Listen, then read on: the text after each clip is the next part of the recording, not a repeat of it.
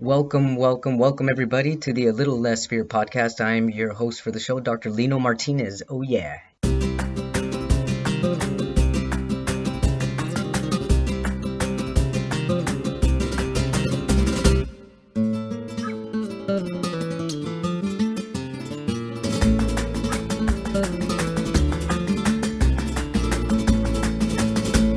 Welcome everybody to the A Little Less Fear podcast. I'm your host for the show, Dr. Lino Martinez. Oh yeah.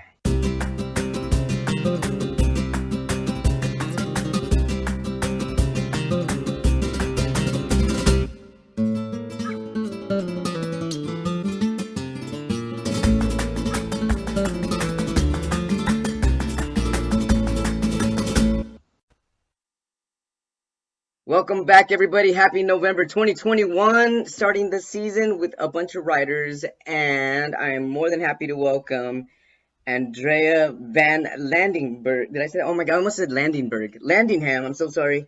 Landingberg. I don't even know Landingberg. I don't either. But anyways, welcome to my show. I'm really super duper excited to interview you. I mean, it's like, wow, we've known each other for so long. I don't even know how long. When did we first meet? Like 10 years ago. About 10 years ago? Yes. Yeah, wow, lots changed for both of us. I think the only thing that hasn't changed for me is my height. But oh my gosh. Oh sheesh. But anyways, yeah, I remember meeting you. You were probably about 19 maybe. I think I was. I was either 19 or 20. It was right when I started working at the factory, right? Yeah, I remember. And you had like short black hair, like a bob. Hmm. I remember that. I remember that. I even remember going to a club with you when you turned 21. Oh my God, yes, with my sister. Was it Club Sinister? Yeah. Yes, it was. It was the Bordners. Ah, Oh my goodness, I remember that. I can't believe so much has changed. I'm so happy to have you on my show and to seeing you, geez, just your career, everything blossom like in 12 years. It's pretty incredible. It's ah, pretty amazing. Thanks so much for taking the chance to be on my show here. Thank you so much. And I'm so proud of you too. Look at everything you have been doing. I mean, your podcast is amazing. We proud of each other. Yes, We we just spread the are. love and keep going. That's right. So your book, it's coming out on November 1st, which is this week. And it's called Hollywood Horrors, Murders, Scandals, and Cover-Ups from Tinseltown. Yes. And it's going to be available at all bookstores, correct? Right. Pretty Which is much everywhere. Amazon. Yeah, anywhere. We're at.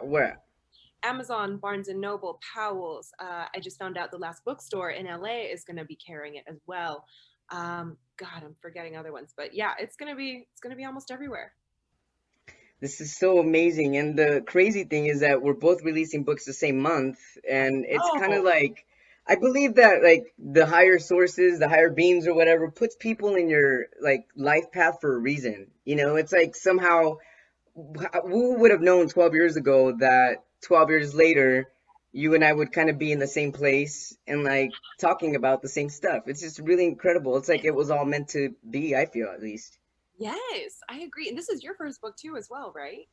I mean, well, I had to complete a dissertation, which is a book for my doctorate, but and it still had to be copywritten and everything. But this was on my own will, like because that was to complete a degree. Like, oh man, I gotta? Yeah, I gotta. But this is like I wanna. So there was a kind of a different feeling to it. Is that how you felt with your book? Totally. It was a lot of I wanna. I'm not gonna lie, there were times when it felt like I gotta, but you Yeah. got, it was it's a challenging thing, you don't really realize until you get Yeah. into it. What got you to write a book about Hollywood horrors, murders, scandals, and cover-ups? And White Tinseltown. Oh my gosh. Well, I've always loved Hollywood and Hollywood history and old movies ever since I was a kid. I was that weird kid who was buying VHS tapes at a movie. You know? Old black and white movies. Yes, classics. I love My that. mom's always watching them. Oh, I love it. I love it. So for me, it started with that, and I wanted to learn about the stars and their lives and basically how crazy the studio system was and what the reality was of Hollywood versus what, was being put out in the fan magazines and what everybody thought it was. It was nuts. So I just got really into it from there. And is this the Hollywood, the golden era? Is that the Hollywood the age that you're talking about? Yes, this book focuses on, yeah, on the golden era from 20s through 50s with a little bit of backstory from before the 20s, of course. And I imagine that I have no idea. I'm just making this up in my head, but if I were to create a book like this, I mean, and it had to do with murders and stuff, I imagine that you talk about big stars too, like icons like Marilyn Monroe and stuff like that. 100%. So Marilyn Monroe unfortunately does not make an appearance in this book. I want her to be Oh in my wow. part two because part Oh two wow. is 60s on. So her death, I mean, that's huge, 1962. So it's a little sneak peek for that. But yes, I have Lana Turner. I have, the Fatty Arbuckle case. I have Elizabeth Taylor and other really notable cases of that era. And when you say Hollywood horrors, murders, scandals, you mean scandals like affairs as well, or type thing? Yeah. Are you able to give us a snippet, a little bit about some of these scandals, or is this something we have to wait for? Oh my gosh, no, I'm happy to share. So as far as affairs, the scandals, the most scandalous one I just mentioned, Elizabeth Taylor. She's actually my last story in the book because I took it really chronologically. So in 1959, at the end of the golden era, she found herself in some pretty hot water when Debbie Reynolds and Eddie Fisher split up because of Elizabeth Taylor. So that was quite a scandal back then because, as you can imagine, in the 50s, they were all about, family values and you don't Right. take someone's husband, quote unquote. So Yeah. yeah, that's for sure one of the scandals. What about the Kennedys? Do you mention anything about the Kennedys? Oh my God, you're taking me right into part two. Yeah. Oh my God, that would for sure. I'm not talking about the golden era. I'm sorry. I'm starting to jump. So yeah, let's stick to the golden era. I'm just thinking about scandals that I'm fascinated with. So let's get back to you because I'm just getting all fascinated with all this Hollywood drama. So the 20s. So what about tell us more. Take us Yeah. from the 20s. What happens in the 20s? Oh my gosh, the 20s. I mean, really started it all. And uh, gosh, once the studios were making a lot of money and realizing how much they had at stake and how much they had to lose, they started really tightening up the publicity realm of it. So as stars started to misbehave, the studios responded by creating, publicity departments and entire roles that had just the responsibility of keeping these things under wraps and establishing relationships with the LAPD and with the press to make sure that only good information came out about these stars. Oh So wow. that was pretty much in response to three really high profile cases all happening in a row in the very early 20s that made the studio moguls realize, like, okay, we have to reel in a lot of this stuff because the public's getting mad and they're not going to come see our movies anymore. I've been obsessed with Charlie Chaplin my whole life, and to this day I think of him like if I knew him, like I'll reminisce. And I'm like, why do I think about Charlie Chaplin? But I know that there's a lot of scandals that happened back then too, right? It's not just like I mean, are you able to reveal anything about that? Ooh, so Chaplin is in the book. He is in one of the first chapters that I write.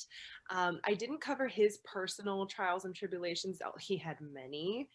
And interestingly enough, the lawyer that helped him get out of his, trials and tribulations at the time is Jerry Giesler. And Jerry Giesler was the Hollywood lawyer. He's in about five of my stories because he helped Wow. everybody get out of everything. If you had the money, you could get away with anything. Wow, wow, Hollywood. Hollywood. And what about the 30s? So we're looking at, do you talk about Prohibition and how that affected Hollywood as well? Yes, I do. So it's interesting because Prohibition was in the 30s, and that was a time when a lot of these, groups were very interested in keeping a very pure image of America. So the films wanted to, oh, they didn't want to, but the films were kind of forced to keep up with that image. And Wow, it's that's a lot of pressure. it is a lot of pressure. And it's interesting that the same groups really that kind of enforced prohibition were pretty much the same ones that made Hollywood create a whole, Hays Code to keep Hollywood looking straight and narrow. And so then the movies had to reflect that. It's wild. It was these And really I can imagine that's when the most of the crime started. Well, the crimes had already been there. It's pretty much since the early 20s, even before then. Honestly, since all the creatives spilled into Hollywood, things, went pretty awry pretty fast. And Really? but as far as the 30s, they really wanted to control what was shown in the movies. So it kind of becomes that question, like, is Hollywood showing the reality of what's going on, or are they perpetuating these bad things by showing it on the screen? So it was kind of, they ended up just having to clean up house and create all kinds of censorship in their films to respond. So that's why we have censorships now. Well, yes, it's part of the reason that now we have a rating system, because Oh before wow. that, in the old Hollywood era, every film had to be suitable for every audience member. So every movie had to be family friendly. Every movie had to, make Yeah, sure. that's why the wives and the husbands slept in separate beds and there was no making out scenes and can't Exactly. show breasts, you know? Right, right.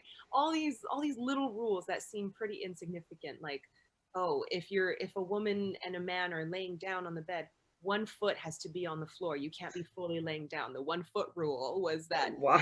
foot has to be on the floor because that makes it appropriate. That's interesting. Little things like that. Yeah, it was pretty wild. So once that started to fall apart later on in the 60s, which again gets into part two, that's when they created the rating system that we have today, which is now, okay, not every movie has to be family friendly. We can create movies for, grown-ups.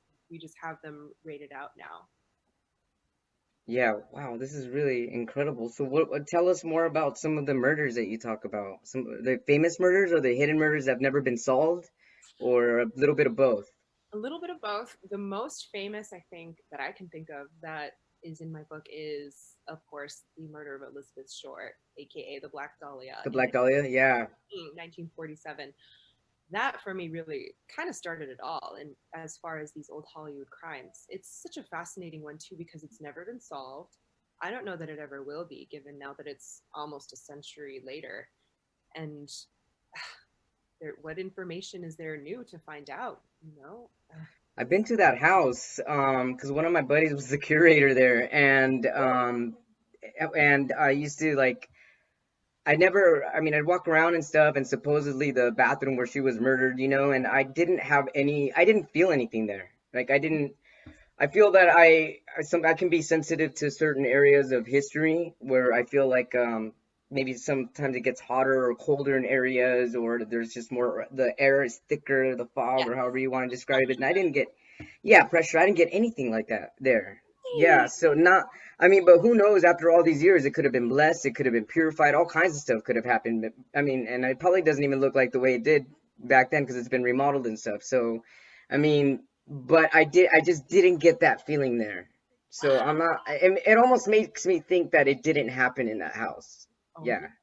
That's yeah, amazing that you were able to get into that house. The Souden house is iconic. yeah, cool, huh? That was cool. Yeah, I didn't even Jealous. know about it I till my wanted to. buddy's like, ever heard of Black Dahlia? I'm like, no. And then I started looking and went online. I was like, what in the world? And he goes, yeah, supposedly she was murdered. I was like, what? I didn't, yeah, I didn't get the feelings there. I didn't get those feels. Trip out. I've been wanting to get in there. I looked into having my book launch there because Oh, just really? Wow. yes, yes. It's gonna have to come at a later time. Sure. You know Oh what my I mean? goodness. And so, what other famous murder case back then? Do you talk about? Tell us. Okay, well, another famous death Do, is the do you murder. talk about the Cecil B. Hotel? Okay, so the Cecil gets mentioned. It doesn't have a whole own, story to it, Yeah. but it does get a mention in the book for sure. But as far as famous, deaths that may or may not have been murder, I think there was a murder. Since we were talking about the 30s, Jean Harlow had, Wow. about this? She had her second husband was found killed in their house in Benedict Canyon.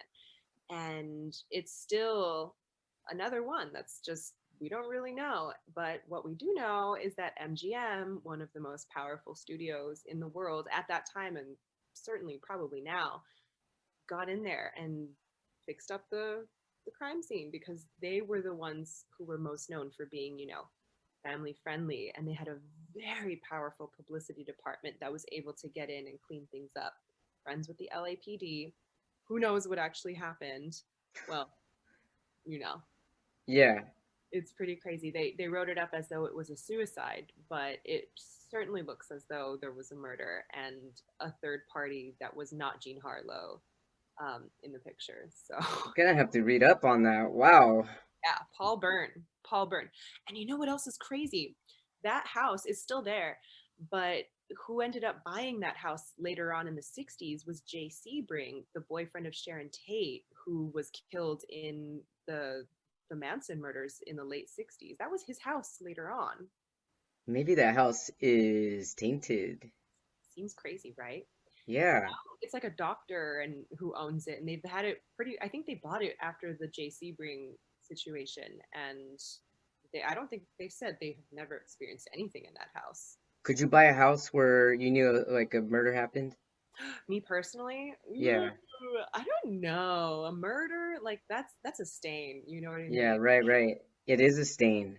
Yeah. What about you? Would you? I don't think so. And it's interesting because who knows what's happened in the behind the walls where we currently live, you know? And we really don't know what we're dealing with. I know. And so, I mean, but I mean, I have good vibes in this place, so I don't think it's happened, but we really don't know. It's so funny because Fredo, of course, you know Fredo. Yes. So there's this taco place here in Pasadena called Guisados, and they have the best mole tacos of all time. Let me tell you, if you haven't had it, we're gonna Bomb. have them. Bomb. Yeah, you've had them. Bomb ass mole tacos Yeah. represent Guisados in Pasadena. But anyways, I recently found out because Fredo told me, he goes, yeah, that one place you love those tacos. Yeah, I think if I'm not mistaken, that someone was murdered there. I was like, what? Cause yeah, I know. What? I don't know how long ago or when, but if you remember, right there in that corner, it was closed for a long time. That restaurant, Okay. there was vacant for years, and then all of a sudden, Guisados pops up. So who knows? Maybe they had to do some cleaning up, you know, like some spiritual cleansing and stuff. But man, yeah, some good ass tacos coming from Guisados. At least I know that. Wow, that's a trip. Yeah, that is a trip. It'd be a trip if you were to investigate some of the stuff that happened in Pasadena, since it's also such an old town, just like old Hollywood is. And it Mhm. actually merged at the same time when old Hollywood did. That was part of the reason why they built the 110 freeway. That's right. Yes. Yeah. And that So used to be, I mean, obviously since before there were cars. So now looking at how windy and treacherous that road can get if you're speeding along in a car, that used to just be, a little Model T cruising down at like it 40 miles sure per hour. was. How freaking amazing, right? I know. I That's always so think about I wish there was a time machine. I want to go back and just see it all in its prime when it just started blossoming. me too. Oh my gosh, downtown LA in the 20s, take me there now. And For Hollywood. I know that's where I want to be. Maybe that's where we've been. And I'm what sure. about, do you mention at all, and I think this is also the 2030s, the whole Randolph, yeah, the papers and stuff? Yeah, Randolph William Hearst. Do you talk about the Hearst? Yeah, oh my goodness. Oh yeah. Oh yeah. That is Because there was a lot of scandals there. yeah, he was a scandalous man. His whole life was Scandalous. Yeah, yeah, scandalous and wow, yes. yeah, yeah. So many weird secrets and stories in that family. Yeah, the whole story with Thomas Ince mysteriously dying after being on his boat, and then the stories that they I don't came. know about that. Oh, okay. What is that in your hand? Oh, yeah! There it is. Everybody look at Hollywood horrors. Yeah, yeah, yeah, yeah, yeah. Oh man, I can't wait to get my copy. Oh my god, I can't wait. Okay, so Thomas Ince was a really, really prolific producer director in the 20s. This is another 20s story. This was 1924. And he was celebrating his birthday actually right around this time. This would be our like close to the anniversary. Oh man, we're channeling it. We're channeling it. Yeah, yeah. So he passed away, and there were very conflicting stories, shall we say, about what happened to him on the yacht. It was on William Randolph Hearst's yacht. That's hard to say. And it was right off the coast near. They took off from San Pedro and went down to San Diego, and they were just partying on the yacht. And next thing you know, Thomas Ince is dead. And the stories that come out, Hearst has all these papers.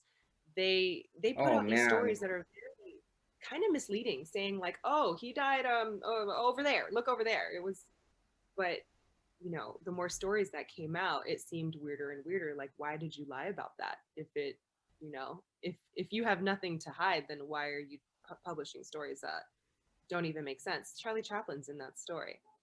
He was on board. Ooh. He was there. Yikes. It's crazy. It's Yikes. crazy. It's really nuts. That story I really like as well, because just there are many conspiracy theories saying, William Randolph Hearst shot him and, killed him by accident, thinking that he was aiming for Charlie Chaplin. And others say, no, no, he was just hit with really bad indigestion. He suffered from health problems, and that was what really killed him. But it was just the circumstances that happened after that made it seem really, really strange. Why did they even have a spiff? Do you know about that? So I do know that, okay, so Marion Davies, right? Hearst's uh, No. longtime mistress. So Hearst had a mistress for like 27, almost 30 years named Marion Davies. And he really fostered her acting career, really, helped her along and made her who she was. And legend has it that Marion Davies had a little thing with Charlie Chaplin, who was, closer to her age, really great in bed, super And famous. Chaplin was a womanizer, so I wouldn't doubt that part. 100%. Yeah. And they were seen together out. In fact, that story, okay, they were seen out together right here near my house, near Hollywood and Highland. And they were seen, and basically, the 1920s equivalent of TMZ posted. Okay, so TMZ posted that they were out together. Yeah, so they were seen together, and that story made the paper that day that they were on the yacht. So it seems a little strange, So that's kind of the prevailing legend, is that Hearst was aiming at Chaplin, and in the dark, under the dock, or under the decks rather, on the boat, that he missed and hit Ince instead, because he wouldn't have meant to kill Ince. He and Ince had business negotiations that they were working out to help Marion's career, and there was no reason to have killed Ince. If he did, it would have been an accident for sure. Wow. Yeah, I can imagine Hearst being on in all kinds of scandals. I mean, just having the power that he had Yeah, and being able to be in control of tabloids. Like, yeah. man, what, first of all, I would never want that responsibility. No. And it's like, man, it's like, wow. And second, that's just pretty, that's the golden era back then for sure. Yeah. It was beautiful and just so much was happening all at once. Like, it was just like this explosion of evolution in for everybody, for the whole world actually. Yes, all this Hollywood, yeah. creativity and energy, and all compacted in such a couple square miles. It's pretty wild, really. It is pretty wild. So, I have a question. What do you wish you would have known before you started the whole writing this book process?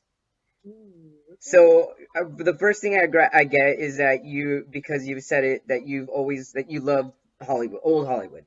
Okay, hmm so you took your passions. Okay, I love old Hollywood, and then you just thought, I want to do something with my passions about old Hollywood. hmm How did it happen? Wow. Well, it happened thanks to a class that I took in college, a writing class about finding and telling LA stories. And thankfully, the professor of that time really believed in me and liked my stories. All the stories, of course, that I picked were of that era about old Hollywood scandals, LA stories.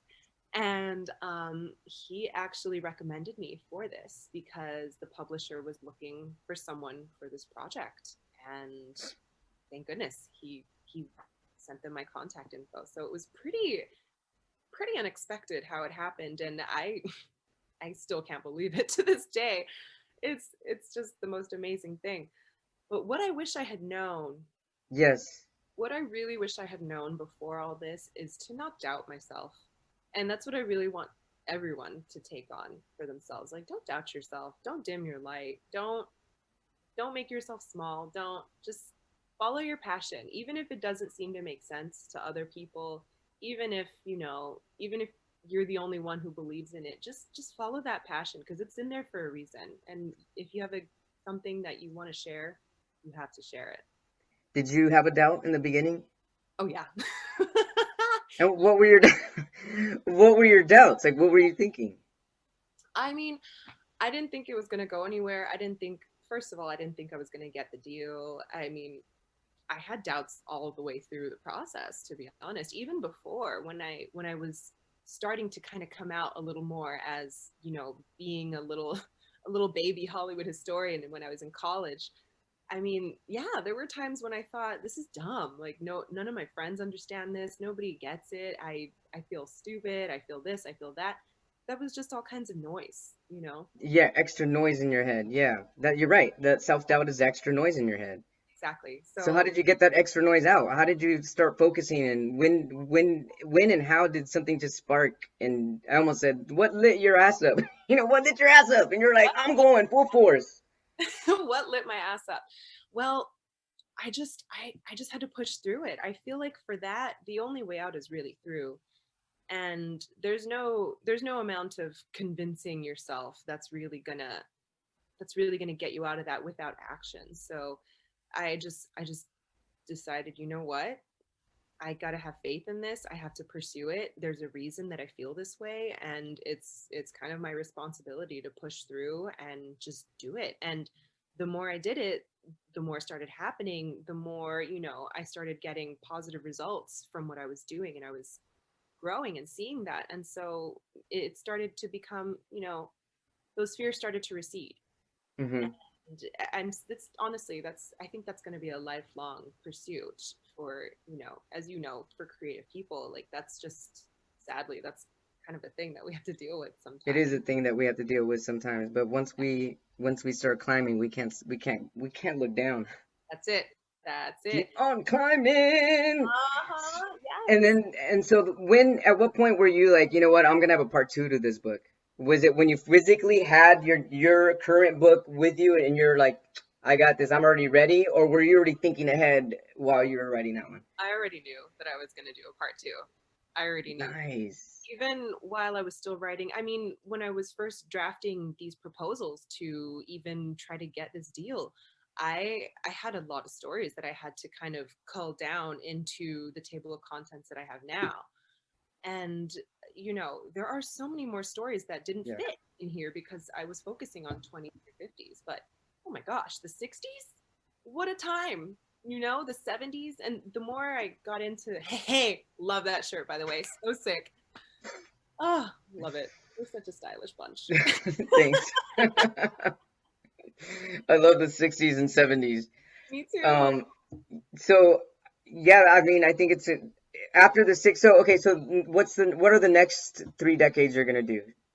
So next I want to do, of course, 60s, 70s, 80s, and probably 90s. I mean, if 90s has been one that I've kind of been tossing back and forth, like for sure 60s, 70s, 80s, maybe 90s if I find enough stories. There's one obviously that I know would go well, but if I find more, then yeah, I'll put in the 90s. So why do you think it's important for our society or our culture or the world to know about these stories? I think it's important because even today there seems to be a disconnect between what's really going on in the media and what the public perceives. And Yeah, it's still happening. it's still happening. Maybe not to the extent that it was back then, but I in don't ways, know. It could be worse, and we just don't know about it. that's what I'm saying. In ways, it 100% still is. Yeah. There's for sure. I mean, public figures now, we're seeing this, especially in the last 10 years, public figures that are so respected and so well known that we're finding out later, like, oh no, oh, with the whole Me Too movement and all of these things that we're finding out now, thanks to, social media and conversations that are being had that have never been had before. I think it's important to really know where that started and where that all came from, and really what's at stake for Hollywood, why they have reasons to hide the things that they have hidden. in the past. And I think it Yeah. just gives you a little window into what is still going on now. And what category is your book in? Because I'm thinking documentaries, I'm thinking history, I'm thinking murder, I'm thinking all kinds of categories. So what categories are your book is your book in? Yeah, so it's technically listed under true crime. Um, I wrote it narrative nonfiction, so it's everything that happened is, you know, pretty well fact checked. When there is what should I say? When there's debate as to what happened, Hmm. I try to present, you know, as objectively as I can the different sides so that the reader can kind of look into it and think, well, here's what I think happened. I don't try to tell people what I think happened, even though I for sure have thoughts. Yeah. So yes, it's definitely historical nonfiction true crime. And since you are in LA and you wrote a book about the history of things that occurred in LA, crime police speaking or with horrors and stuff, did you travel to any of these places as you were writing the book, investigating? I did. I did. Yeah, whoa, that's great. It was so much fun. I mean, if anything, just for Did it kind of put things into different perspective and help you be more creative with your writing?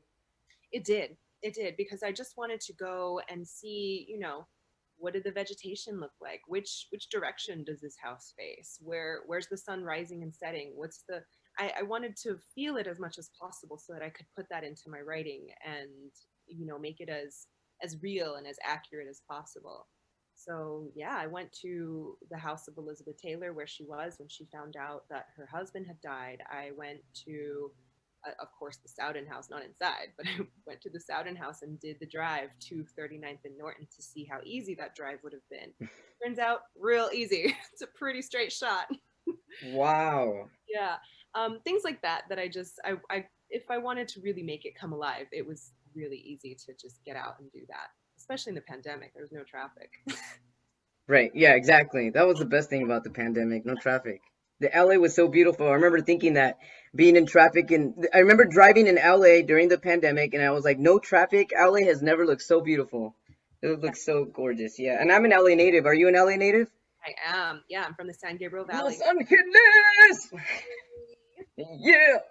Everybody, this has been an incredible interview with Andrea Landingham. Thank you so Van Landingham. Thank you so much for being on my show, A Little Less Fear podcast. I can't wait to go to your book release party and to get my copy. And I look forward to interviewing when you're done with your book, your next book. That would be Thank awesome. you. Thank you And I'd so love much to for have you back anytime. Anytime you want to be back on my show, let me know if you want to discuss something, and maybe we can talk about a specific crime from the past, Hollywood or whatever. I'm more than happy to do an episode, whatever you'd like to share. So it was very, very nice having you. Thank you so much, Andrea. thank you for having me. Thank you. Anything else you'd like to share? How can we find you on social media? Oh my gosh, Instagram. I am currently reworking the entire thing. I've been saying that for years. I just need to get on it. Instagram is Andrea Van L, and I can also be found on. I'm not great at social media, so That's fine. Okay, there we go. On Instagram is fine with me. Thank you so much, Andrea, and I'll talk to you soon. I'll see you soon. thank you. I'll see you soon. Have a great day. Love you. Thank you. Bye.